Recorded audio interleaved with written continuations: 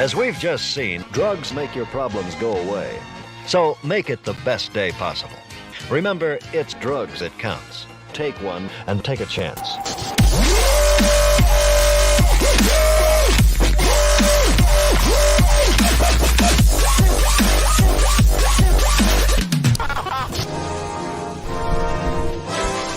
Saturday morning cartoons. Please welcome Max Headshrew, Del, Aria Blackness, and your most gracious host, Ben Motherfucking Jackson. Applause. Applause. Applause. You can just call me motherfucking for short. Drugs do make your problems go away, especially the spice melange. Spice. That sounds like something they'd make on Bake Off. I wish it was. Imagine eating a little cupcake and you're in the desert space travel. and you don't know the future, but you need to know the future. So you take drugs. Take the spice melange. I saw I'm in the States at the moment, so I saw the movie with my parents. Yeah. And that was really funny because I think they've never read Dune. They're like Lord of the Rings people. Everyone in my family is a big Lord of the Rings fan, so much that it makes me hate Lord of the Rings, even though I love Lord of the Rings. I'll get you. And so halfway through, they realized, wait a minute, they're doing drugs. Yeah. This spice, as they call it. I think it's some kind of hallucinogen. I don't know about this. They're not like that. The expansion of the mind. Yeah. Am I right in thinking Dune is a book that Dune is a book. they get you to read in school in the States? I don't think so. No. Because It's I only say that because it's like I don't think it's a big thing over here. Would you say so, Max? I think it's generational, mate. Like I was a kid when the original film came out, and my dad was an avid reader, so he'd already smashed the books like in the mid-80s. So I've always been aware of it. And there are a lot of computer games of it in the late 80s and early 90s as well. So it's a weird one because it's a great story and it's got like all the hallmarks. It's got a bit of Lord of the Rings in it. It's got a bit of Star Wars in it. It's got a bit of Game of Thrones in it. You can see where all the influences have come from. It's just not one that is it's not as consumable as the others. And I think without sounding like a bit of a cunt, I personally think it's because it's a little bit more intelligent. I think there's a philosophy there. You've got to sit down and take it all in. It's a slow burner. And I think these days people want it like lightsaber battles in your face, you know. There's more to Dune than that. The overall story is like you follow Paul Atreides, but like it goes past them, goes way past him, and the books behind it go way before him as well. So it's like the building of a universe, really. Yeah, because the only exposure I've had to Dune is the new movie, which I watched this Wednesday, and that's it. And what did you think?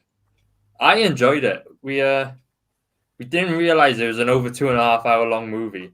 It's half the first book as well. It's only half. And that's only half. Yeah. Yeah. It's a long book, is why. Yeah. I see the book in the store. It's like they've always got Dune next to the H.P. Lovecraft collection, and it's just as big, and that's like his whole body of work, you know. And there's just Dune is just one book. I thought it was a good movie. I was like, it was different. It was something new. I've never seen the story before, so I was going into it with a blank slate. I enjoyed it. I really liked the villain, the one who could levitate. Oh yeah, that's the father of the guy that played it, right?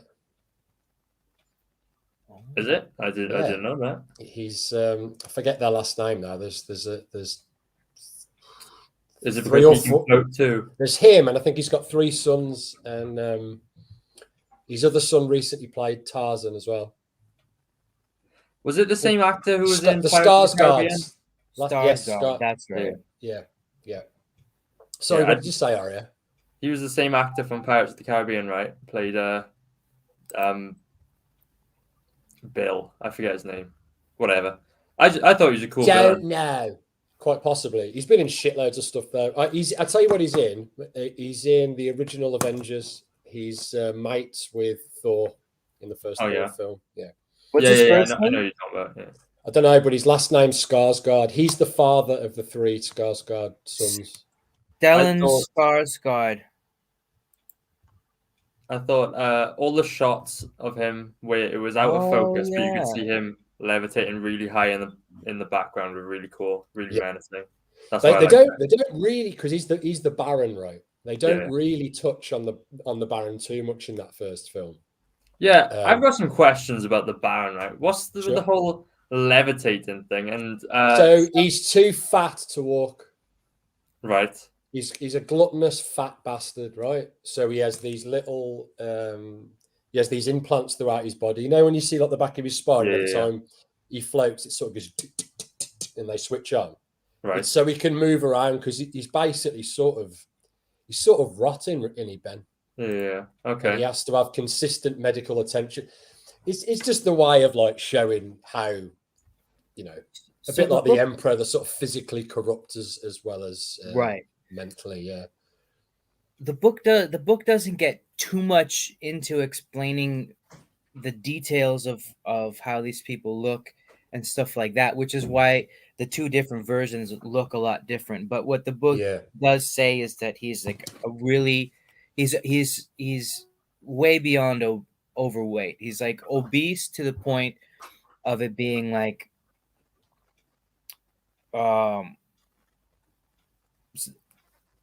almost inhuman in his appearance, and it's just a representation of his perversion. The first movie shows him. The first movie really gets into him being gay, and shows that as a corrupt thing, because like he's a sexual deviant. He's a glutton. He's just like an indulgent, viceful, self-absorbed asshole. He's the worst. And I'm assuming, Arya, without spoiling it for you, as the films sort of progress, you'll start to see where movies like Star Wars get some of their influence from. Okay. Because there's a big emphasis on blood ties, right? Right. Where does all this line up then? I assume the book was out way before.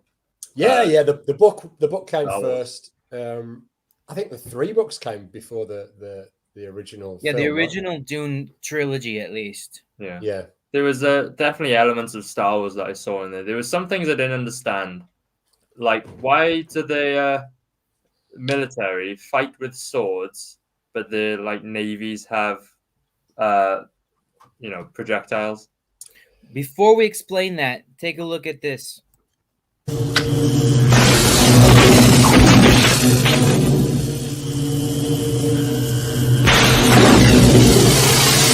What's wrong with Gurney? He's not making this. Now, guard yourself for truth.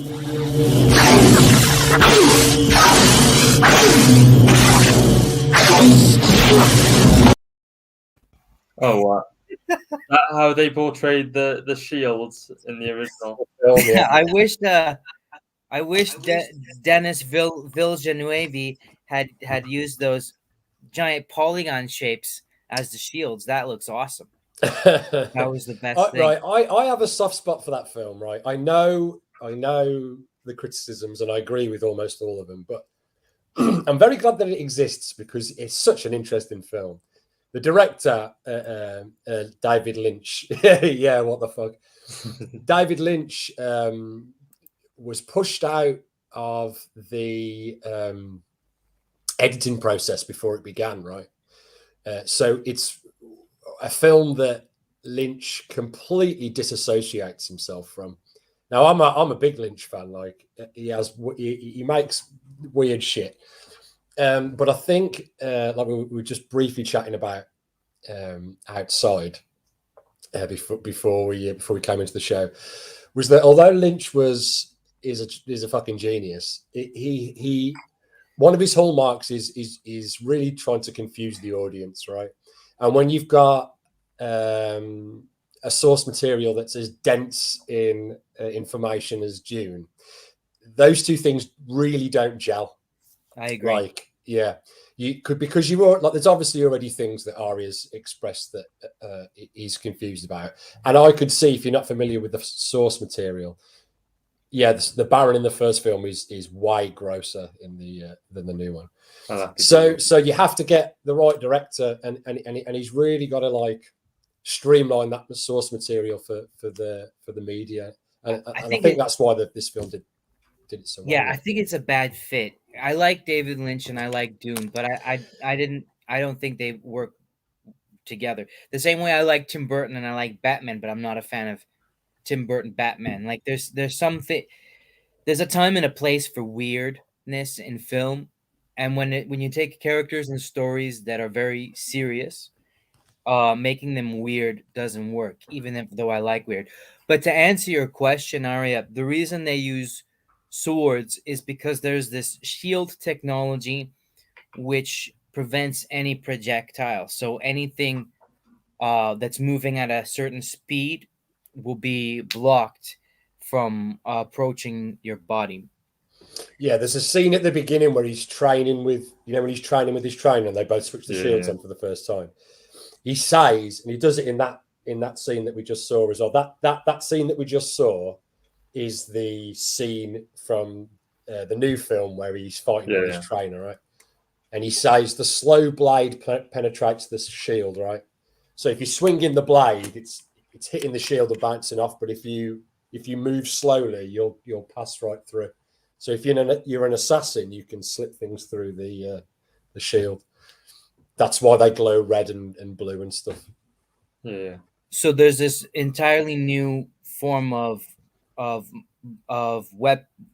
bladed weapon martial art where you have to kind of disable the opponent's guard and move into him slowly because of the shield technology, which is entirely different from how fighting works in real life. Because even when you're using weapons, and even when they're like archaic weapons, speed is still, paramount for victory. So that's all part of this sort of world that Frank Herbert created that has a really interesting combination of futuristic aspects mixed with archaic aspects, because it's like it's an intergalactic society, a world that can a civilization which can travel between galaxies, but it's a feudalistic setup. It's an empire, it's a monarchy, and at the same time there's this really advanced technology. But if you've noticed, Arya, there's no artificial intelligence, and indeed there are no robots or computers. Right. And there's a whole backstory behind that, huge backstory, which you won't really learn, right, in the next film. It doesn't really go into depth in the first novel, does it? It doesn't. The first film explained a lot of things with these inner monologues of people just thinking stupid things that you would never think. Like to explain things to the audience. It's like watching an anime. When you hear their internal monologue all the time. It's bizarre to watch, man. That old film. I don't like it.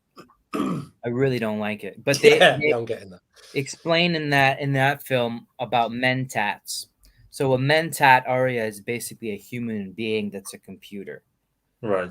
because they don't have computers. They're illegal.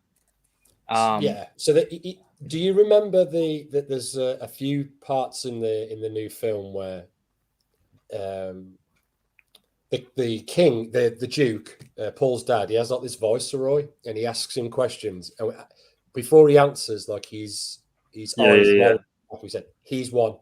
So what's the purpose of them?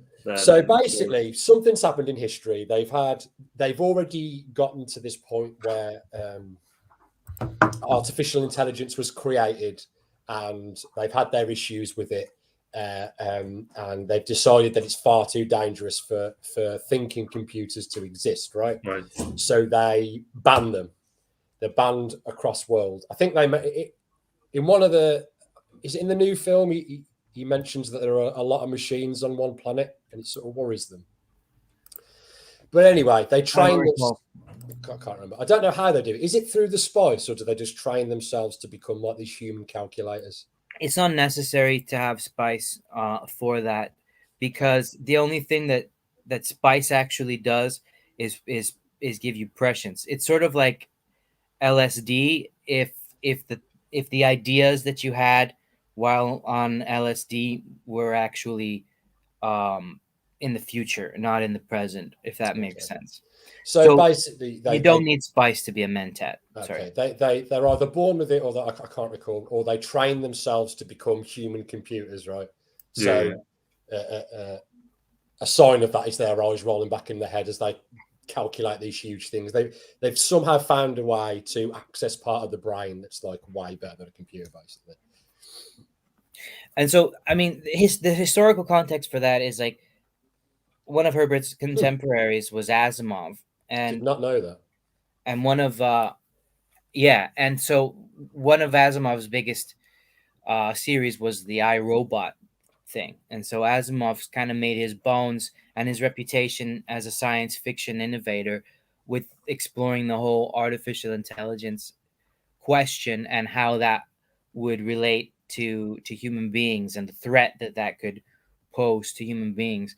So Herbert's thinking was like, well, what if humans anticipated that and sort of cut it off at the knees and didn't allow that to happen, which makes sense to me, honestly. Like, I'm not worried. I'm worried about zombies in the future, but I'm not worried about robots, right? I think way before we get to a Matrix or an iRobot situation, we'd be like, right, fuck all this.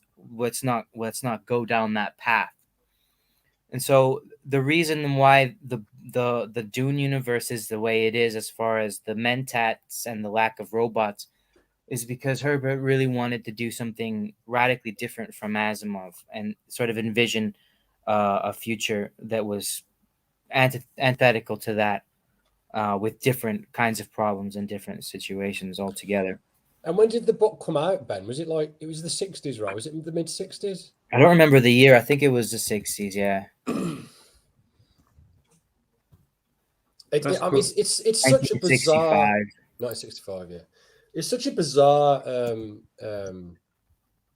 franchise, because like the source material is so good.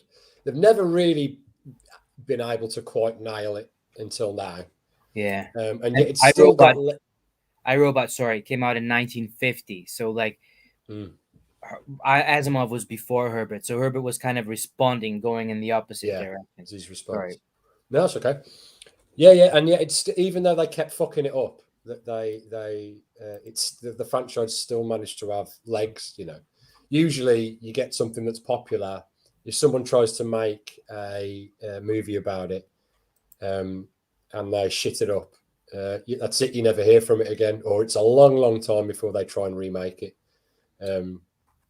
But the quality of the content in this one just kept pushing it by. There was another film, another famous film that was never made, Aria. Based on the Dune franchise, that was going to be Dune. It was going to be made by a guy called Jodorowsky.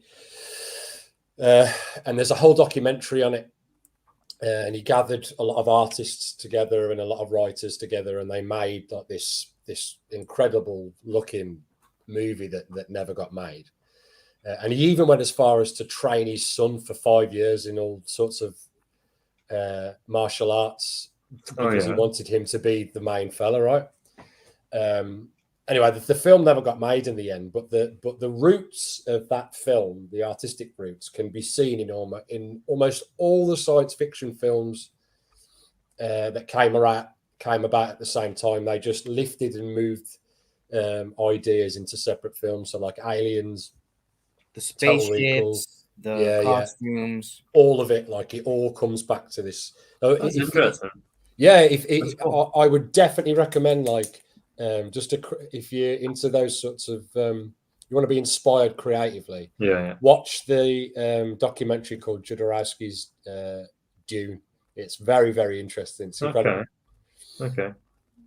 Yeah. So, are you guys of the opinion that the new movie was a good adaptation then? Yes. Yeah. Yeah, I think it was phenomenal. Best, easily the best interpretation of Dune. I will say though, I think Denis went a little bit too far in the other direction of being safe and normal. He did what you ought to do, which is to just faithfully interpret the book. And I think he did I think the biggest problem with the David Lynch version is the pacing, because it's a long saga jammed into a one sit down, and that just doesn't work. And I really don't enjoy that. So by splitting it up, he allowed the movie to actually make sense, and you sort of get to know the characters and understand what's happening to them in a way that you can follow. But the first movie was by David Lynch. Yeah, I think there's. Oh yeah, the first movie was by David Lynch. And J Dollar, I see you talking about the prequel show that they're gonna make. I didn't know about that. We'll talk about that in a moment. But be cool if you came on and told us, Jake. If only there was a way that you could call into the show.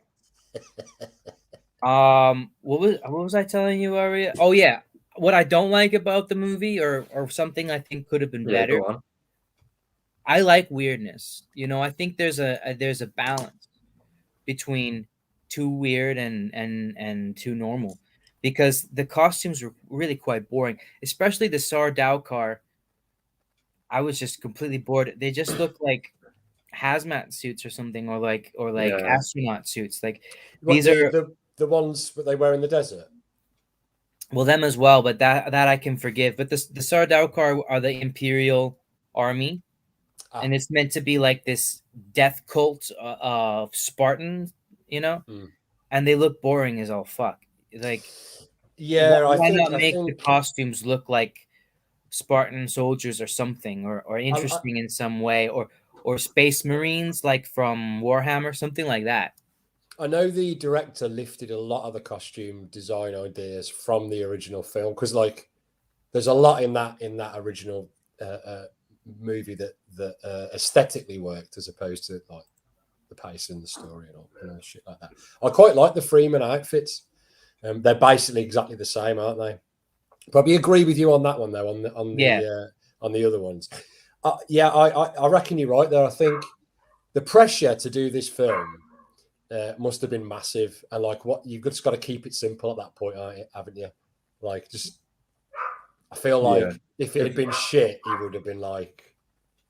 If I was in charge of reigniting the Dune franchise, I would be really scared to do a 2.5 hour long movie. Yeah, especially with how in depth it goes in the beginning, explaining the lore to you. I thought the movie could have started. They could have started the movie at the point where they're on. I forget what's the name of the house of the main guys. Tradies. Tradies, right? At the point when House of Tradies falls, they're being attacked. The movie could have started there, but you would have lost all the in depth, You need to know, you need to see the transition of Paul as well as a child. I've never seen that actor before. He was pretty good, man. I really enjoyed how long and in depth it was. If we could have a 2.5 hours of Star Wars where they go through they explain everything in hyper detail, I would love that. Well, Star Wars was the simplification of exactly of the bones of Dune, right? Star Wars is Dune for kids, yeah. And I think people our age,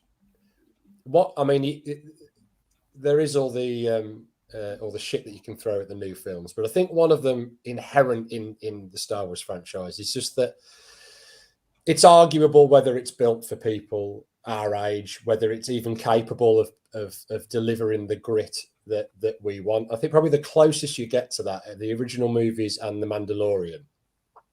But it's still not, the grit is still not at a level of Dune, because the themes aren't adult. They're not really that adult. Yeah.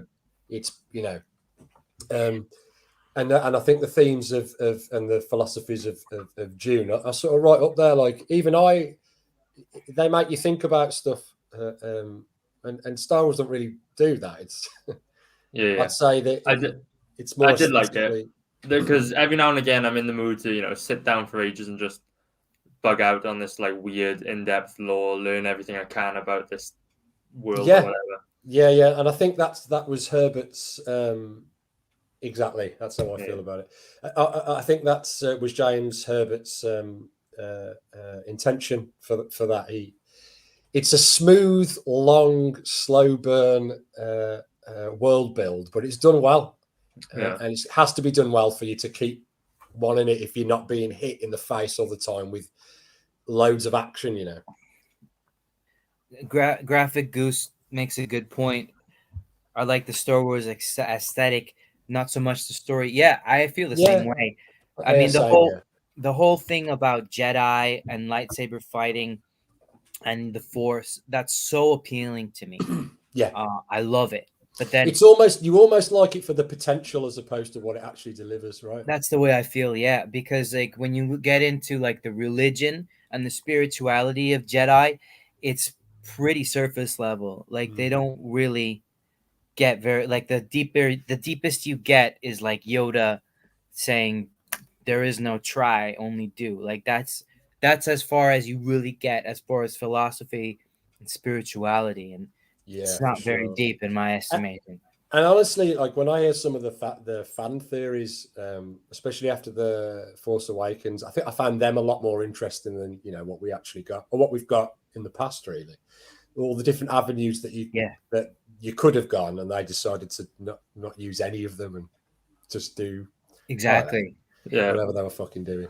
And because Frank Herbert really understood, you know, religion and religious cult and messianic cults and how that works and how that affects societies and politics and warfare. And so that's a very well thought out world that he's built, and it's more realistic and it's grittier, and it allows for a lot more interesting speculation and conversation among fans, you know, because like Dune readers kind of split into two categories, you know.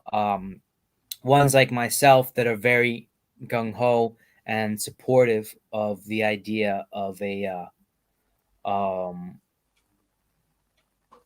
god emperor, strong figure just ruling everything and with an iron fist taking over. And then there are others who are critical, and they're like, well, that's no better than what he replaced, and Paul is a tyrant and Paul's not a hero. But you can't really have those conversations about Star Wars because it's very clear, it's very dry. Luke's a good guy and a story, you know. And incidentally, the in Jodorowsky's Dune, the emperor of the universe or the galaxy was going to be played by Salvador Dali. Yeah, that would have been cool. He cool. wanted to be the highest paid actor. He said he would only be in it if he could be the highest paid actor that ever lived. So he decided to pay him £1 million a minute and put him in it for 2 minutes. And that's the way he got around it, because Salvador Dali was a fucking crazy man. And he wanted a giraffe on fire or something, right? Well, that was a big thing in Dali's paintings, right? With those like impossibly skinny, long giraffes. Yeah. Which I quite like. And I think Mick Jagger was meant to play Fade Rafa. Yes. Yeah, Mick Jagger was going to be in it. Yes. Well remembered. Fucking hell. And Pink Floyd was going to do the soundtrack. And Pink Floyd was going to do the soundtrack. I mean, it all sounds fucking amazing, doesn't it? Mobius did all the character designs. He did, yeah. This sounds like your fan casting right now. Like, yeah. He goes through it. H.R. Geiger. He basically discovered Geiger as well, didn't he? Geiger created the that movie, even though that movie doesn't exist, that movie launched Geiger's career designing creatures and things the from biomechanical stuff, the aliens, and it launched Mobius's career in graphic novels, because those character designs, that was when, even though that movie was never made, Mobius went on to draw comic books, because he realized he was so good at these sci-fi characters. You know, he did the Incal. The Incal wouldn't exist if he hadn't worked on pre-production of Dune. The Meta Barons as the well. Meta Barons, which I adore. Yeah. That wouldn't have existed either. There's a part, Aria, that you might like, where he talks about he watches Mobius work. Yeah. And he was just like, he's astonished how fast the dude just churns out really high quality art. He's just I wouldn't like he just that. makes That a few movements of his hands, it's done, and it's like perfect proportions, the lot like. Yeah. Where I'm like tearing my face off to get like the perfect picture. That would just make me feel useless. You have to have those guys though, mate. That they have to be the ones that you try and become. It'll push your skills on. The Biz is like that, apparently. You can just shit out fucking masterpieces. Yeah, I don't have the courage to draw quickly. You got to trust those strokes, mate. Well, what happens if only I could take some spice and I could see the picture beforehand, and then Well, mate, I might have something for you. It ain't spice, but it's the fungus. Something close enough. It'll help you see the picture before you draw it. Okay. Drugs make your problems go away. Yeah, that's the He-Man said it, and we live it. What, did you think that was just a joke? I don't remember that episode was of tongue in cheek. But at the beginning of the show every week. Try one and take a chance. That's a fucking t-shirt. That is a t-shirt. We should make those t-shirts and stuff. Yeah. We should hit the merch. Are we allowed to use the image of He-Man? I'll tell you what. I think we can tweak it enough to where legally we could consider it a parody, and then we're good. 100%. You have to. What's the percentage of? You can look it up now. There's a percentage of alteration that you have to do to an image to make it fair use, right? There's a famous artist who I forget his name now, who literally uses other people's photographs for his art, and he'll take out the whole photo and he'll just tear out the head and put another head on top of it and then blow it up, and that'll be his Dell's art. got that all memorized. If you have any questions about that, ask Dell. He knows that stuff. Yeah, but you can. Dell's a mentat, actually. His eyes roll back and he's like drawing someone else's picture. But yeah, man. But like another thing that Dune sort of plays with it as well is that Star Wars does, and Dune goes deeper. And it is sort of. I mean, it's definitely referenced in the first film, so I'm not necessarily ruining anything. And I don't think they ever talk about it on the nose in any of the parts of the first book, anyway. So I'm not spoiling anything for you. But the prophecy of Paul Atreides and any other prophecy in Dune, it sort of plays with the philosophy of what an actual prophecy is.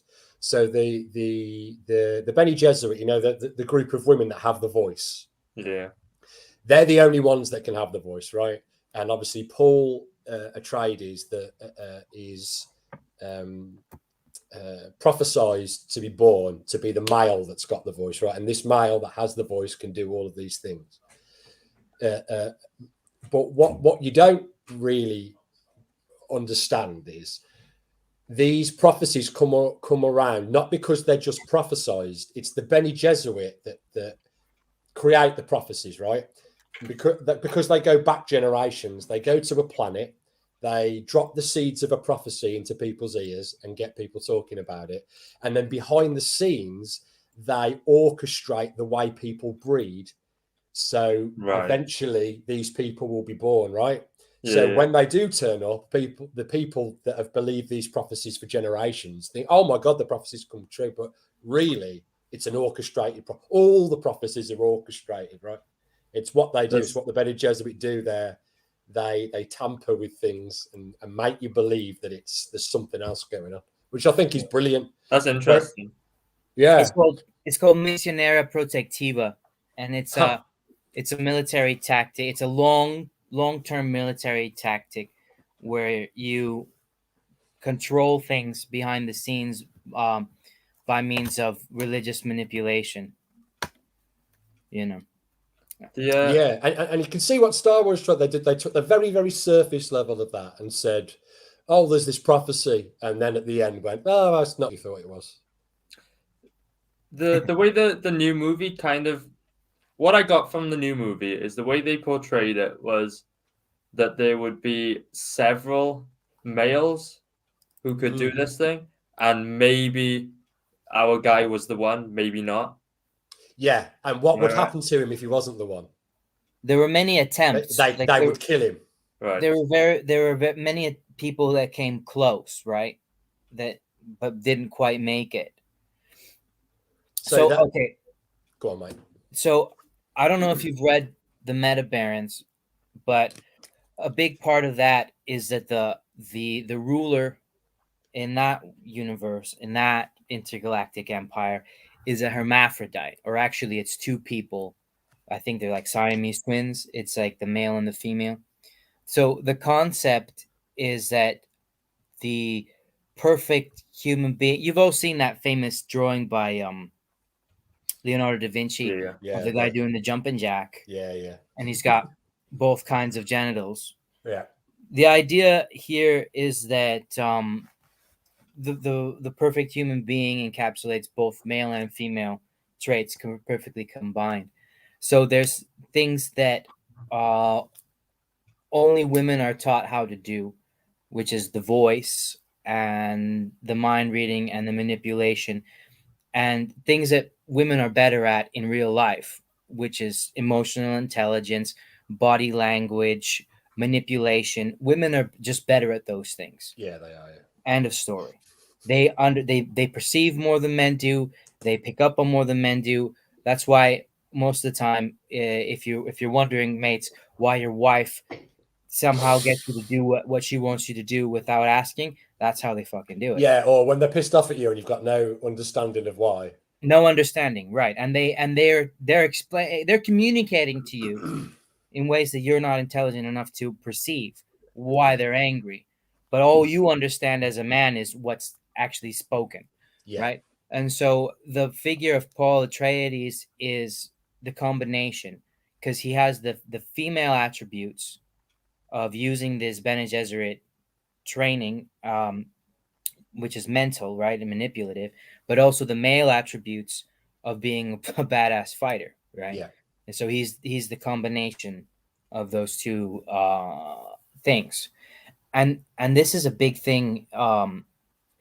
So what's really clever about it is that Herbert's been influenced by so many different real life religions and mythologies from the real world, because like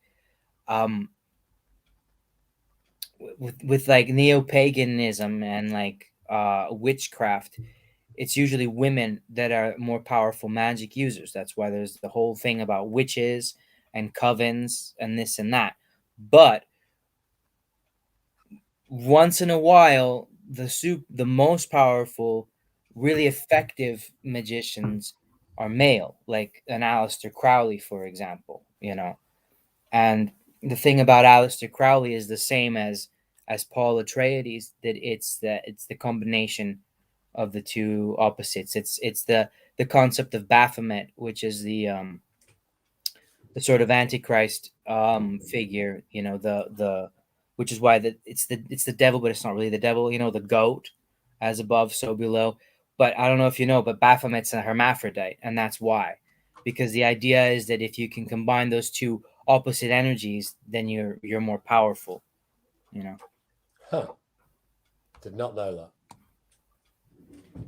And Rokan combines opposite energies, not male and female, but I was going to get it. I didn't know whether Yeah. to get into the Rokon stuff because there is a touch of Dune in Rokon, right? You mean between the magic and then the warrior side of him? exactly. Yeah, he's the old wise man and the hardcore warrior in one. Mhm. That's interesting. Does Rokan have a Master Yoda type of figure? Yeah, he does. But what's really cool about Rokon is that he is like not, how do I put this? He doesn't listen to him, and he thinks he knows better. The fun thing about Rokon is he doesn't listen to anybody, and he thinks he knows better than everybody. You know, he doesn't obey and he doesn't comply, and he makes his own way, and that's the genius of it. I'll tell you what I'm not familiar with though is the Dune series, right? Was it Children of Dune? The TV show on Sci-Fi. Sure. Yeah, you've seen that, right? Yeah, and it's good. It's good. It's the first 2 books because there's like 2 seasons. I like it, but there's just something missing about it. It's just not a big enough budget. Yeah, I get the budget constraints of it. Yeah, I like the actor a lot that plays Paul. My favorite, excuse me. I think that the way the clothes he wears. I don't have the scene ready, but the clothes he wears and the way he fights the knife fight. Sorry for spoilers, area. I think they handled that really, really well as far as taking it seriously and doing a good job. But they just don't have good enough actors for it to really be a good right. Good quality. Guys, here's what I want to know, okay? Yeah. I hate spiders so much. So when this thing came up on screen with human hands, I was like, what the hell is that? So Arya, there's a clue in the film as to who that is. I noticed how the film took a moment to focus on this creature. I didn't pick up on who it was, but who is it? You know the Doctor's wife? Oh, really? Yes. Yeah, they take her apart and put her back together. But I think that was just a movie thing. Yeah, it is. Is this something that's relevant to the story? No, that'll be the last time you see it. But I thought it was interesting and it's creepy, but it's little I like it. Yeah, it's creepy as fuck. I hate it. Testify. Hi. Hey, have you seen the Dune film? No. Then why the fuck are you here? Okay, thanks for calling. I played the Dune game when it came out. Which one? Like the one made by Westwood Studios. Is that the build stuff one? Yeah, no, it was the what do they call it? I can't think of the term right now. Sorry, real-time strategy, real-time strategy, RTS game. Yes, yeah, that was. It was the basis for Command and Conquer. Yeah, that's it. The build stuff shit. Yeah. I remember that. It's pretty cool. Very cool. I was never good at those games. I can't think that fast. No, me neither. I had it on the Amiga though. You have to be a genius like me. Oh, okay. Yes. Hey man, you should go and watch it. You know, it's a pretty good movie. My wife liked it. She watched it. Get your ass down there, mate. Or I can, or I can send you a version that I found. Testing. Let's compare. Let's compare and contrast Floaty Boys, and you tell us which Floaty Boy you like better. Okay. Floaty Boy A. Oh.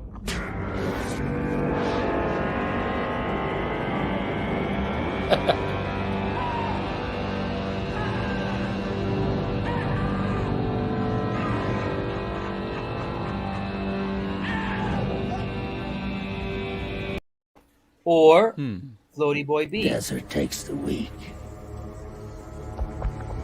My desert. My Iraqis. My Dune. Number 2 seemed like he meant business.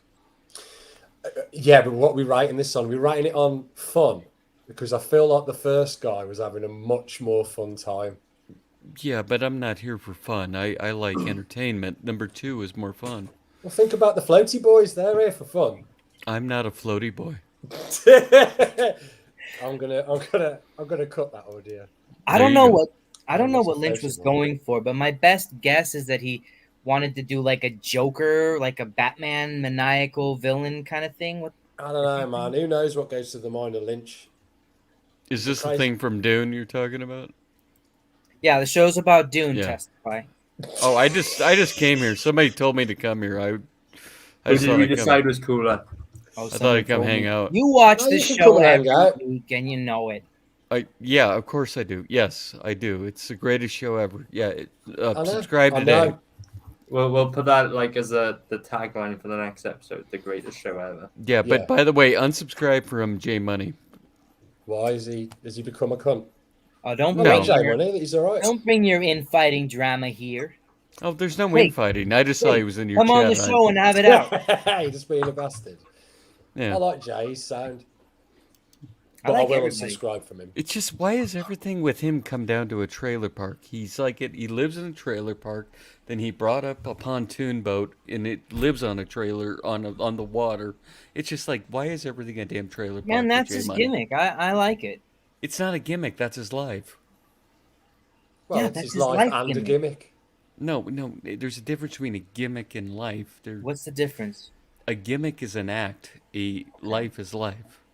My life's an act. Well, what if you're always and therefore a gimmick?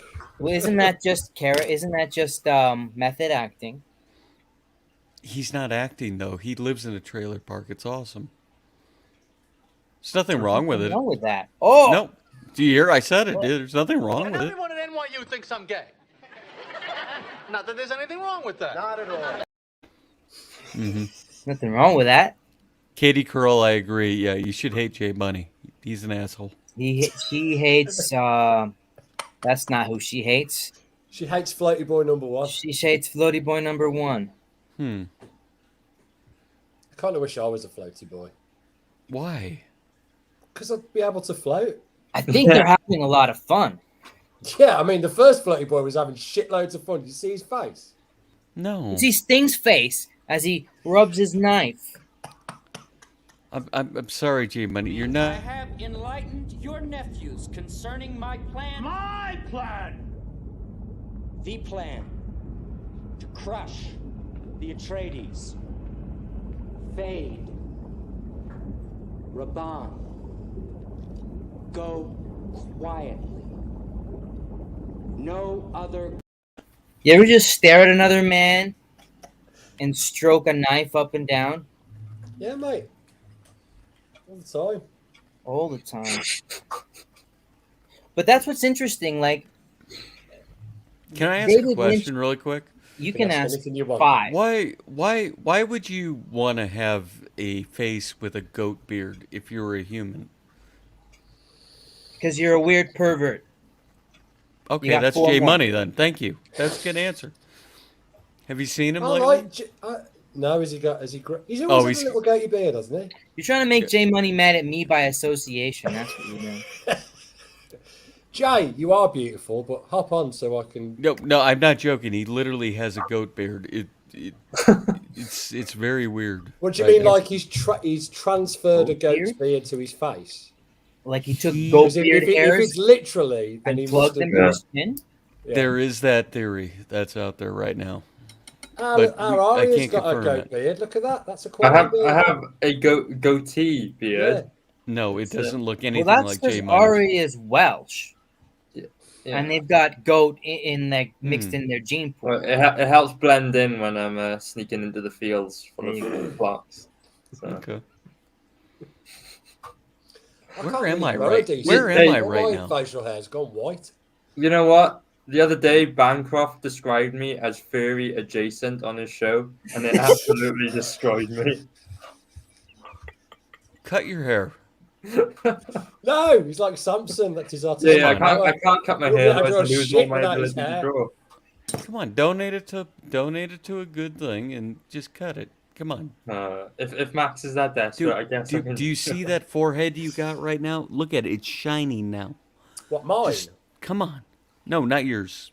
I mean, it is. My forehead goes all the way to the back of the Oh, head, yours mate. is gone. You might as well It wax ain't it at gone. this point. I think most of my face is forehead. Anyway, Dune. Yeah, back to the topic. I'm sorry. I think we've fucked that one off. That's all Have right. you ever read the book, Testify? I never read the book. My wife did. She loves it. She told me Maybe your wife should come on was the good. show. Yeah, She get your sounds fucking way wife more on here because she interesting. obviously lives all of your intellectual life vicariously. So get her Oh, the fuck on she here. usually sits next to Mrs. me and Testify. it just like scolds me while I do it. It's great. My missus is a big fan of it, to be fair. She's like read Yeah. all of them. I'm It's not just really- that Dune's a good. I know it's a good series for sci-fi guys. They love it. Would you say it's sci-fi or fantasy, Ben? I don't know. Is it it's sci-fi? Yeah, I thought it was sci-fi For me, more it's than definitely fantasy. sci-fi. Yeah. Because I think Star Wars is fantasy. It's only sci-fi aesthetically, right? Well, it's just no, swords and outer Star space. Star Wars is the best Star Trek that's out there. No, Well, it's sci-fi. Star Trek is sci-fi. Yeah, Luke Skywalker blows up, the Enterprise. It's great. It's awesome. And then he flies off in that little blue box that travels through time. Yeah, with the Doctor. Exactly. Shut up, All right. Katie. It's not sci-fi. Testify. One more chance to talk about Dune. What do you want me to talk about Dune about? Make You're it like up. 2 weeks behind, on the man. spot. Make it up. Because this is a show where we're talking about Dune. You can come back when you're ready to talk about the topic that the show is. All right, Which one is Dune. question. Go. Who does this guy? What's this character? Sting. That's Sting. Yeah. You know Sting, right? Yeah, but in the movie, He is the Viceroy. Katie. Why are you... He's being herself. He's the Viceroy of the Fat Baron. oh, okay. Oh, I'm Not here you to talk testify. about Dune now. Yeah. Oh, hey. Oh, Yeah. Testify, what Hi, you doing guys. there? Have you seen Dune? Yeah, it's probably the greatest show on HBO right now. Yeah. Yeah. What about the film that we're talking about? Yeah, Star Wars is awesome. I fucking Don'ts, half-wits, bunglers. Testify is great. I still think he's secretly Ethan Van Sciver. Voice sounds exactly the same. Maybe. I think the whole I hate Testify thing is just part of his act. Who hates mean- Testify? If I were rich and famous, I would make up an antagonist for myself. I like his style, man. He just likes to fuck with people. I think. Oh, he's funny. Yeah. So anyway, where were we? Yeah, that's that guy in the corner there. That's Sting. Yeah. That's Sting. Do you know who Sting is, don't you? Yeah. No. He's a musician, very famous musician. Yeah. Yeah. I know him, but I tend to listen to I mean, he's not my cup of Particularly. tea, mate. Like Yeah. musically, I just know who he is. Yeah, he's like the Viceroy of the Baron. So He's his nephew. yeah. So He's who- like a badass fighter. So who would have played him in the new version? Was it what's his face? The big dude. Well, Dave Batista. Is that the Yeah. same character? Quite I think possibly. so. Okay, Either Dave him or- Batista is more intimidating. Sting has more of a crackhead vibe to him. Than Yeah. I mean, he I doesn't think- do much in the film, mate. I think he's an odd Batista's choice. the other nephew. I'm not sure actually. Well, there's no. Oh yeah, the big fat dude, the one that's sitting next to him. That's Dave Batista. So he There's would two be nephews. So he would be the skinny bald one, the one that's standing next to the Baron when in the new film when the gas tooth explodes. Yeah. Yeah. There's two nephews, and one of them's really big. Hey, did and the you other guys one's a- know the rocker Sting showed up in the Dune movie originally? No, man. Yeah, it was. It he was didn't. phenomenal. No, he didn't. You're talking out your ass. You No, definitely. Didn't. he was Nah, definitely in I've the seen first it, mate. Dune He's movie. not in it. Well, I've seen it, and he's not in it. Did you know Batista was a wrestler for the WWE? He also did a UFC debut, but it was pretty shit, to be fair. No, he wasn't in UFC. I think he did. He was. No, he did the other one. No, he did the other one. What's the other one? The Showtime one. What the hell was it called? It was their version of it. Oh well, he did a punchy time in a cage. He did punchy time. Yeah. It was unimpressive as well. Yeah, he got his ass kicked. It was. Yeah, who did he fight? Nobody. Just some can. Some nobody. He beat the shit out of him. I think he won on points, but like he was getting the shit knocked out of him. What the hell was that one called? That's awesome. I can't remember the other. It's the other version of UFC. Cage Warriors? No, it's Showtime's thing. I can't remember what the hell it is. What the hell it's called? Here's Dave Bautista. Well, let's take a look at it. Let's look at Dave Bautista's gas is out, mate. Too much muscle. Official record on SureDog.com. There he is. Dave Bautista. Nickname Batista. Wow. Bautista. Yeah, that's his name. Vince Lucero, CES. What is CES? That's where he works. CES MMA. The Consumer Electronics Show. Okay. Classic entertainment and sports. Sounds boring. I forgot what the hell the one. It's Showtime's version of UFC. I forgot what the hell it was called. It's a pretty good card. Look, we got Calvin Cater, John Howard, David Luazzo. That's a pretty legit card.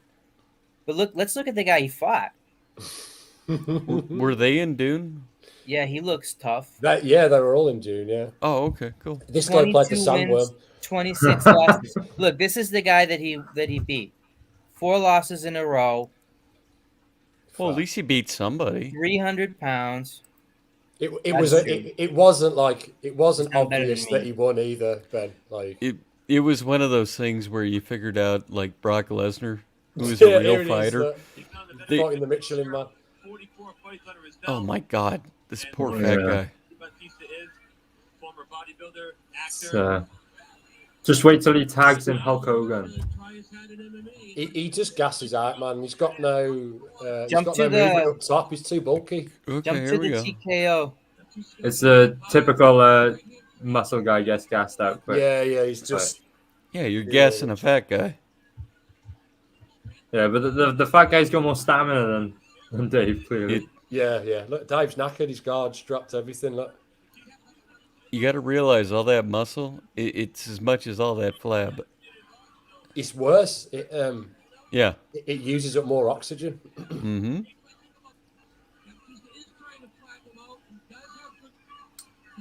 Okay.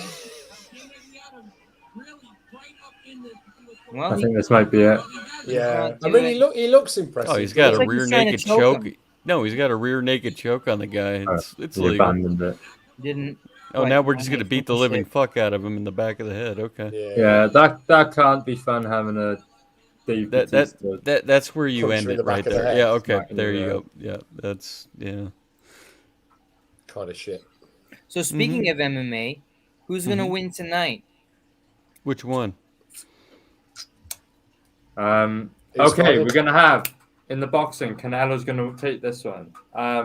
Is it boxing or MMA? Both. All of the above. Because I love boxing more than UFC now. All right, so tell us who's gonna win in the boxing. There's nobody really good other than what's his name, Tyson Fury, the heavyweight. Yeah, he's the only good boxer in the whole world. Aria, who's gonna win tonight? My brain says Kamaru. My heart says Covington. Oh, Usman's gonna beat him. Yeah, but I love Covington, so I gotta hold out hope for him. Yeah, I do too. It's literally anyone who has ever done karate. They're my favorite. I want the other guy to win now. Covington. Usman. What about Gaethje Chandler? I like Gaethje. Who's the dude? Which one's the one that fought? Fucking hell. My memory lately is shit. It's all the spice, mate. The one that fought Tony Ferguson. Gaethje. Yeah, I want the other one to win. That was a riddle to find out. Yeah.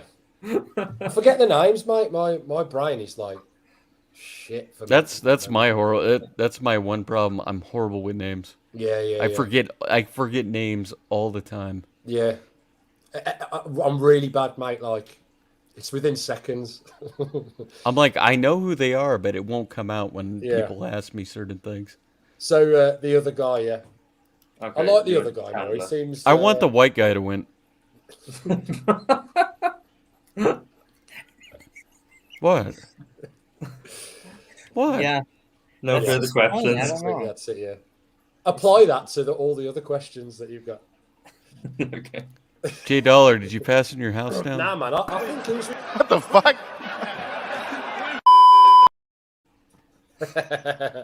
Good stuff. I think Usman's.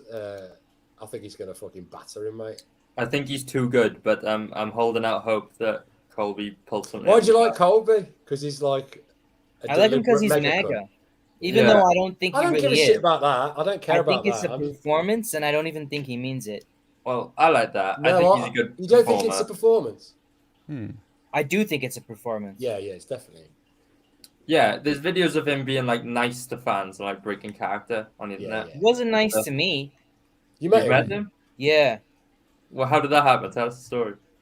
Well, so in South Florida, I'm the friend of a friend is a black belt that owns a bar called Club 27. Did you say a black? Yeah.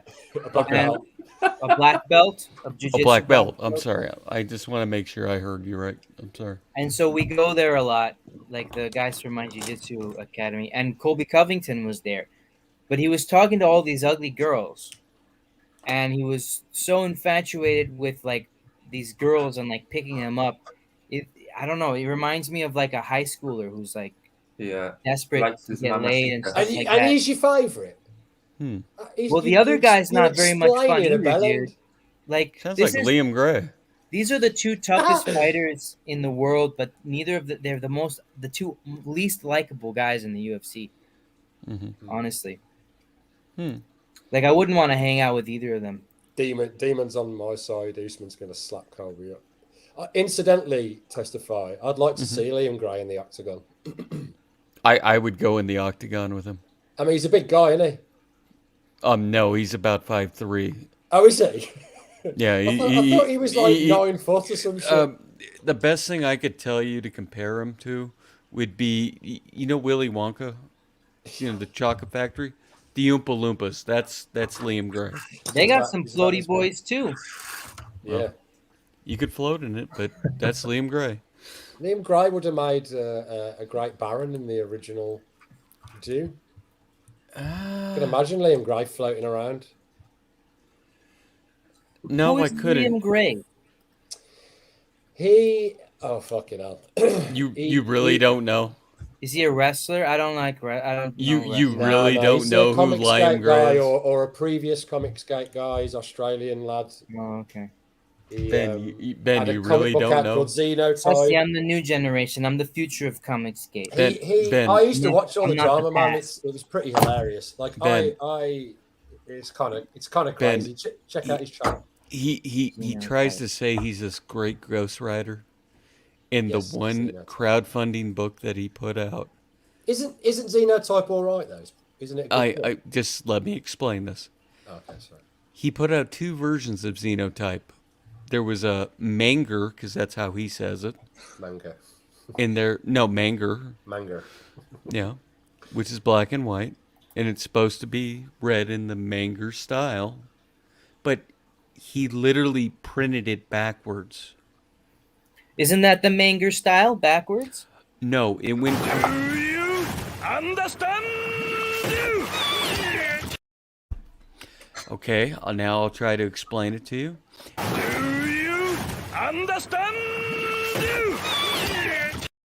Again, I'll try to I got all day. You want to tell me about Manger? I'm waiting. Yes, I'm going to. Are you ready now? I'm ready. Fuck's sake, Testify. Can you just explain it, please? Okay, here it goes. Manger's supposed to go left, or what is it? Now he leaves. This fucking guy. Wow. I was so curious. I want to know about the Manger. All right. Come on, put him on, because I actually want to hear. I want to know. All right. What the hell, dude? Come on. Dude, you want to stop jumping out of the stream every 5 seconds? Yeah, man, just explain like you said you were going to. You're the one that keeps kicking me out. I'm trying to tell you. Manger's supposed to go from right to left, right? Correct? Yeah. Yeah. Okay. His went from page 1 to page 3 to page 2 to page 5 to page 3 to page 7. That's how he printed it because he didn't look at the fucking proof copy. He made a choose your own adventure Manger? No, it was he fucked it up. Does it figure out the adventure? But that, I mean, did he... how did he respond when people pointed that out?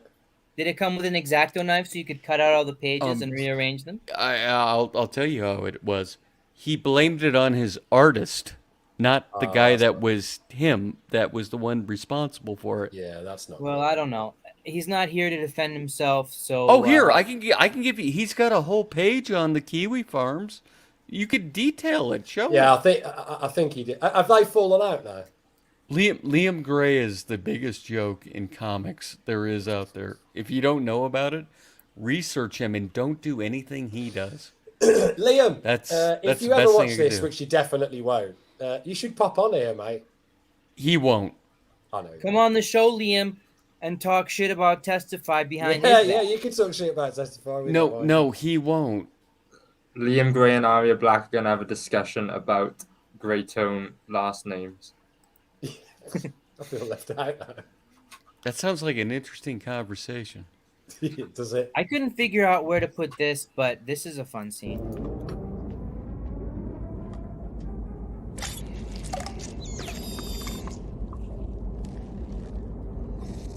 There's Liam.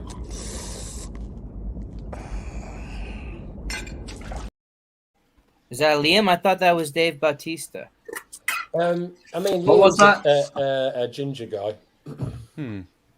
There was a guy squishing a snail and then drinking his juice, just to show how evil and cruel he is. Now I've been thirsty Demon in my said, time. "Oh, a controversy in the chat." Demon is saying that you've done plenty of stuff. Testify. What have I done? Yeah, what sort of stuff is that? Please elaborate, Demon, because jump on the show. I will fucking have a go at him for you. I'm willing to talk to anybody. There are too many deep plot lines in Comicsgate lore. Mate, honestly, I couldn't get I think it's funny. And before me and Ben started making Roken and hooking up with Aria and the other CG UK guys, I kept up with it because I found it entertaining. But fucking hell, man, it's crazy the amount of shit that was. The honesty. Oh, Jesus Christ! Wasn't that 2 years ago now or something? It's 2 years, and I wasn't harassing Whitten or Anna. I said I have an opinion on suicide. Mm-hmm. I'm against it. I'm against it too. But apparently, because I have an opinion on it, that's what they're talking about. It's stupid. Yeah, I know. Let it go. About all that. Just let it go. You got chucked out of war, came out for being bad, for being too bad. And that was probably the best thing that ever happened to me. Were you in war campaign, Tess? I was in the Was campaign. Yes, you're right. I used to watch them as well, and then they just went off the boil. Oh, they got. What's it? Bullet Maker. The artwork on that looks pretty fucking good, to be fair. No, it doesn't. You're not into it. I like the black and white. Which one? No, because once you know the people, when you know the people that are behind it, you'll understand why it's horrible. I don't give a fuck about that though. I was just seeing the picture. That's all I care about. Don't we have enough enemies without these grudges and vendettas against each other? What enemies? What enemies, dude? You're like talking about Satan. How much I don't have any enemies. You dislike all these people and stuff like that. Come on, Matt, Like Kevin Smith. I have no enemy. I love Kevin Smith. Why? Because he can be funny. I love Jay and Silent Bob. I love them. They're great. I liked Jay and Silent Bob because he always is quiet and doesn't say anything. Ha! No, I actually like Jay better because he's fucking hilarious. Yeah, he is a previous crackhead as well, so fair play. Well, he is, yeah. Yeah, But peace he's and grown love, up. Kate. Peace and love. I didn't know Demon, that about come Jay. on, Demon. let's all over comics. Don't pull that face while you do that gesture, man. Well, no, I'm right here. Anybody can come ask me anything. I'll answer it. I feel like that's worse. That's more evil villain of you there. Well, I'm a bit Lex Luthor, right? In some ways. Well, just in my head. No, nothing else. Well, let's take a look at those Fremen eyes. Look at that. The spice. The spice must. Spice melange, mate. Spice melange. It's quite this is like I'm not Hitler. Quite Aryan of you. Blue eyes and a little tash. I'm not Hitler. I was just here to have fun and talk about I know it does. Chad Trauma follows Testify wherever he goes. Well, that's been my experience. You come on the show. Okay, Demon. No we talk about Dune for 5 minutes, and then you tell us about everybody that you don't like and why. I don't give a shit, Testy. I really don't care. I haven't said I don't like anybody. What are you talking Thanks about? for watching anyway, Demon, man. Even if you don't want to come on. Seriously. That's all right. That's cool. Who have I said I don't like? Xenotype. You told me how you didn't like Liam Gray. No, I think it was the greatest thing ever made because it shows you how fucking incompetent the guy is. He literally printed a book backwards. So you don't like him. What happened between the relationship between him and his artist then if he threw his artist under the bus? Because his artist realized that the guy that was fluffing him up for all those months, that he knew so much, and then he printed his book backwards, he was like, how can you do this to me? Yeah. That's what happened. They fell out. Well, would you be upset if you, like, I were would, committed? I would, mate, but you can't judge people. I know what I'd do, but I Well, what would you do if if you literally went for almost 2 years, you talked to somebody that was your teacher? I'm putting air quotations. Okay, and you had this relationship. Lad, right? Oh yeah, the guy was like, I think he's 20 now. Shit. Young guy. If you've seen his stuff, it's beyond talented. He's a great artist. Yeah, I have. Yeah, I thought the and he trusted a guy that fluffed him up with nothing but lies. And then his book came out, and the one thing he cared about was because he put out a color version that was printed correctly. Yeah. But the one that the guy actually cared about was the black and white manga. That's what Liam calls it, manga. Okay. That was the one that you should have made sure was perfect, and he fucked it up. That's what happened. And he screwed him out of a shit ton of money. Oh, that's the issue, isn't it? Yes. That's what happened. And it's documented. You guys can go out and see it. It's not me talking shit. Ben's ready to say some shit. Go on, Ben. Thanks for coming by, Testify. See you next time. So, like, I don't know all that stuff. I don't know who Liam... I know I asked for it because I literally asked who Liam Gray was. Yeah. But then he just goes on and on and on and the negativity and the talking shit.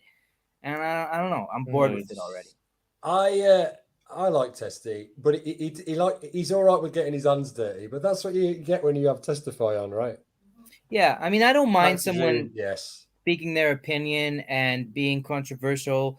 I have no problem with that. It's just that I'm not familiar with the issue, so I don't have an opinion. Yeah, fair enough, mate. I mean, I was familiar with. There's my girlfriend thinking she's being clever, talking sci-fi with the boys. Judy's a Star Wars. Don't change my mind. All right. Yeah, it's Star Wars. She was so upset when I took her to the cinema, and then we realized it's a 2.5 hour long movie, and it was late at night. And that was somewhat my fault as well, Ben. I was egging him on, and I was talking about Liam. That's all right. So Again, if I knew the issue, then I would. Mate, it's just not. It's just not even worth fucking. I just don't know about it. I egged him on because I think it's funny, but none of it matters to me. I don't give a shit. My kids are doing the TV. I was about to end the show, but now I want to wait around because Jay Dolla's gonna jump on. Yeah, well, I've got about 20 minutes left, so you can take my place if you guys stay on. I've got more Dune questions if you want to steer back on topic. Yeah, let's get back on topic. Okay. If you're going to talk Dune and only Dune, then you can come back on. Okay, giant worms in the sand. Yes. Were they really relevant to the plot? It's a penis metaphor. Yeah, a penis and anus metaphor. It's a penis-anus combination. Rokon. Yeah. Penis. Penis. Yeah, they are the they sort of create the spice, right? If they don't exist, the spice doesn't exist. Is that? Am I right in saying that, Ben? Yes. Yes. And later on, you will see they get more involved. Okay, because I'll tell you what it looks like to me. Just tremors in it. Yeah, why wasn't Kevin Bacon in it? That's what I want to know. That would have been good. Because what it seemed like to me was this really cool sci-fi that has worms in it. Like, it seemed an odd inclusion to me, especially from just the movie alone. Why worms? Why not blue elongated? Yeah, why not dragons? Or... Yeah. Why not dragons? Yeah, well, that would be Avatar, right? Yeah. Big blue dragons. Okay, I don't know, mate. I mean, is it a sarlacc? Is basically a giant the same worm, thing, right? It doesn't move, but right, yeah. Okay. I suppose it's just a stationary anus in the desert as opposed to one that can move. Sandy ass. Yeah, but like that's what worms are. They're just giant long sphincters, right? That is all they are. They're just goes in one end and out the other. Long donuts, right? Yeah. So wow. Yeah, they do eventually play more of a prominent We have some part. intelligent conversations on this show. Well, it has to be broken down into every level, Aria. Does the meaning of the metaphor correlate to the length of the sandiness? Yes, demon is correct. What did you say, Aria? Don't ignore me. Right, the worms eat the dirt and they make the spice, and the spice is needed for space travel. And so the worms aren't native to Arrakis. They actually transformed it into the desert. So it's basically like they've sacrificed this planet to make the whole thing a shithole that's just a desert, and it sucks. Yeah. But consequently, you get this magic substance that the worms produce. So you have to, it's a necessary evil, basically. You have to have a planet that's just a shitty desert in order to get the spice. Yeah. Because if the worms were anywhere else, they would do the same thing to the entire planet. Yeah. The spice must flow. It is basically worm shit, yeah. Worm shit in space. Worm shit in space. Did you see the Blade Runner sequel? Yeah, wasn't that also made by Denis Villeneuve? Yeah, it was, yeah. Yeah. And that was supposed to be the start of a trilogy. But obviously that's not going to be happening now. And I think he probably learned a lot on that film, because I think a lot of the criticisms of the film as far as the storyline went were it went a bit off-road as a regarding what Blade Runner was in the original. And I think that's why he probably played it super safe and just stuck hardcore to the source material in his latest film. It's just a bunch of Jedi meth heads fighting over their worm meth. Yeah, I like that. He's not a fan. But what I don't like is the repeating word of meth You should have said worm shit. Right. Yeah. Don't use the same word twice in one sentence. It's It was bad getting form. funnier and funnier, and then he fell off a cliff there. Very much like the final worm did in Tremors.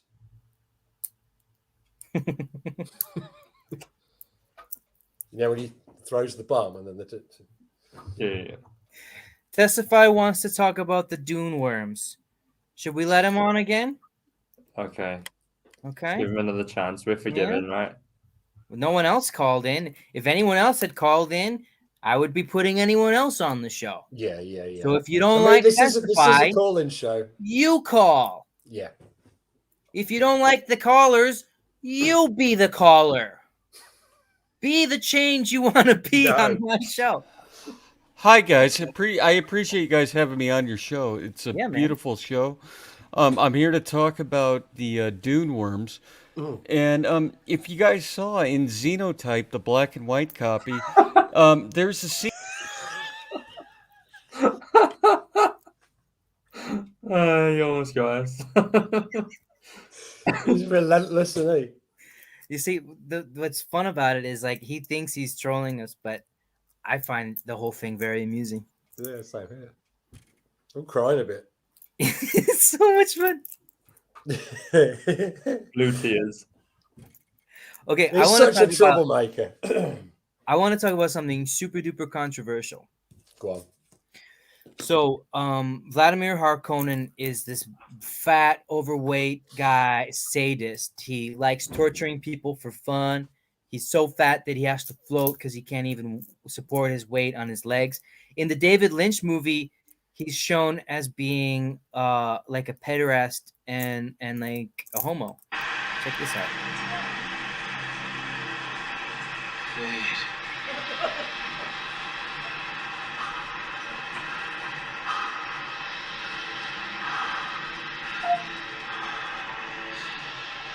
And when we've crushed these people enough, I'll send you Faye. So, like, that's supposed to be creepy that he's attracted to Sting. Yeah, he was his nephew. Yeah, but it's also like a gay thing. Well, yeah, but it's an ancestral thing as well, right? He's got a thing for his own nephew. Disgusting. And what is this filth? But is it? I feel like there was some homophobic undertones to that movie. No, nobody else got that. Yeah, if you're gonna make the villain a gay pederast, then yeah, there's some homosexual undertones to the film. Because he sort of gets pleasure on one scene by like. There's like a dude that's got like a plug in his chest. Do you remember this? Yeah. And he gets pleasure by the sort of. Yeah, he like pops out the plug and he bleeds to death, and then he's like. He kills this guy, and the whole time he's like a young kid as well. Sting is working his knife blade the whole time. Did the Baron get tricked into having a child, then got cursed to be fat, forcefully having sex with the woman that tricked it? Is that a question?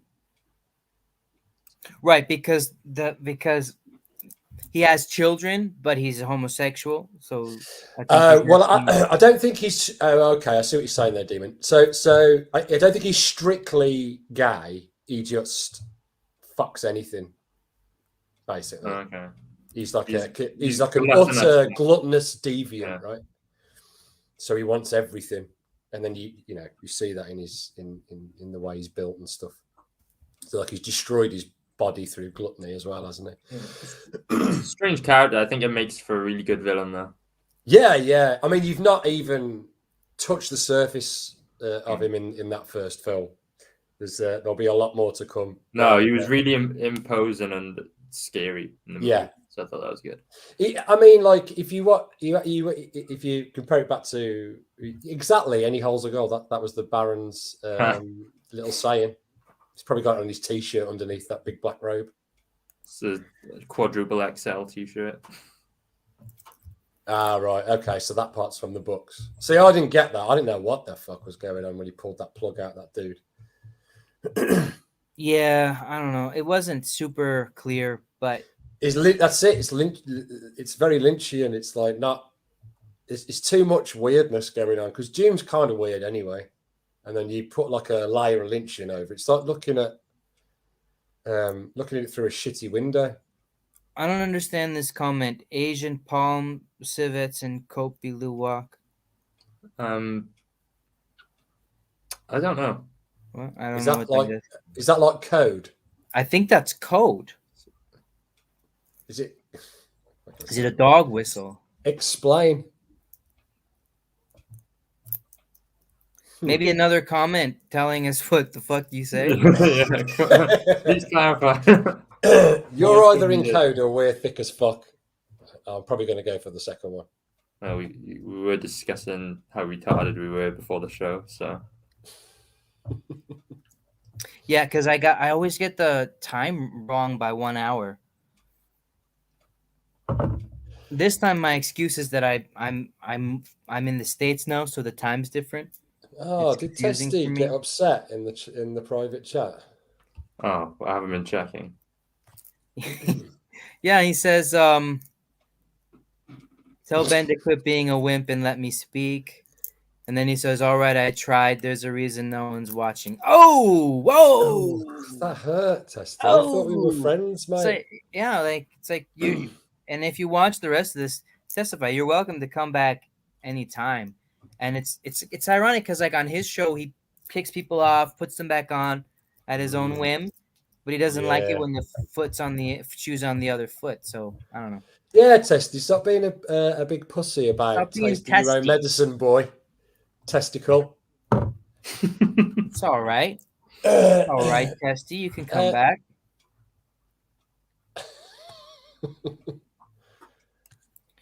Didn't So the mean. author's brothers start writing some of it after? Was it his brother or his son? I don't remember.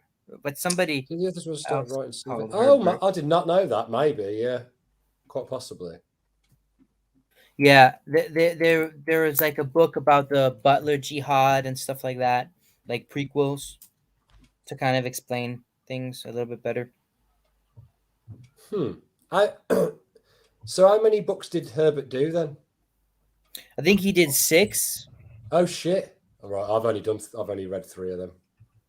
I haven't read all of them either. They're not easy books to get through. Not a light read.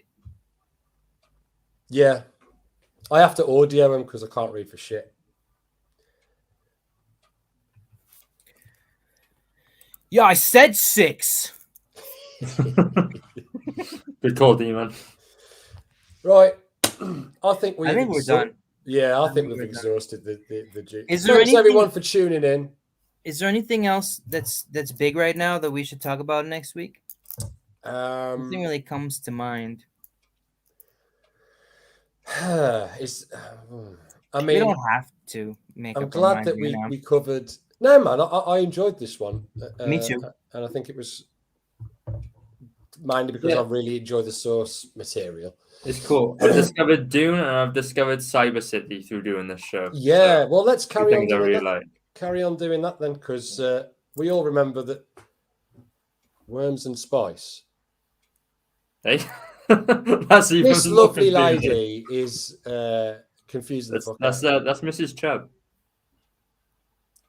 Oh, is it? Yeah. She's in. Hold on. I want to understand this. Asian palm civets. That's a worm, I guess. And Kopi Luwak. I feel like she's operating on a much higher level. And we're like trying with the don't understand what the poor lady's trying to tell us. I don't know. Hop on. Why don't you hop on instead of? We've got about 5 minutes left. Explain yourself to us. Testy, you fuck. Is he still around? No, I'm just telling him in case he watches this back. He probably won't. You can come on and say what you want, mate, but don't get all upset, dude. There's a bit. Yeah, this is our show, Testy. Yeah, motherfucker, this is our show. We switch you on and off, bitch. And the funny thing is, every time I've been on Testify's show, like, I don't complain about that shit. Like, he puts me on when he wants me, he takes me off when he doesn't, and I understand my role as the guest. Sure. Yeah, exactly. Yeah, I think I've been on once and had a chat with him. It was also. I don't know what Garth Marenghi's Dark. Why are you saying this, Katie? I know what Garth Marenghi's Dark Place is. Garth Marenghi's Dark Place is a series from England that came out in the mid to late 2000s. And it's a satire of bad horror writing. So each episode is a sort of civet seat and digest coffee binge, which are then made into. Oh, I see. It was so it's the whole. Yes. Okay. I still don't know what a Kopi Luwak is. Is that like something that you consume, or a form of coffee, right? Spice? I don't know. Yeah. Anyway, watch Garth Marenghi's Dark Place, Ben. You'd enjoy it. They're all on YouTube. It's about a shit horror writer that converts his awful novels into a series. So it's like a pretend spoof series from the 80s that's interspersed with interviews. And he thinks he's a great writer, but he's shit. And all the acting in it is shit. And it's very funny for that reason. I would recommend like a mockumentary about horror. It's kind of it's a mockumentary, but it's a series. So there's like 6 episodes based on each one of his books, and each episode is also interspersed with interviews with the producer and the writer of the novel, and they're just idiots, but very, very good. So I've had an idea that I've been playing with this week, because a lot of times we all like binge certain series, and some of them I've wanted to watch anyways, but there's other times when we just don't have time to watch the entire series in a week. What if we do the jigsaw method, which is or also known as show and tell compartmentalizing? So like we all watch the same show, but we each just watch one episode and report back. Okay. Looks like Garth Marenghi's Dark Place could work for that format. Right. Well, they're all on YouTube. Okay, that makes life easy. Yeah. There he is. That was him that just popped up. Welcome to my Dark Place. So, or maybe we should each watch 2 episodes. Okay. I think we can handle that. I think you'll really enjoy it, Ben. All right. Which ones do you want, Aria? The first 2, the middle 2, or the last 2? I'll take the middle 2, 3 and 4. All right. I'll do 1 and 2. And I'll do the last 2. Sounds good. There's like 3 of us. Wicked. Awesome. Cheers, boys. Yeah. Thanks for tuning in, everyone. See you again. See ya. As we've just seen, drugs make your problems go away. So make it the best day possible. Remember, it's drugs that counts. Take one and take a chance.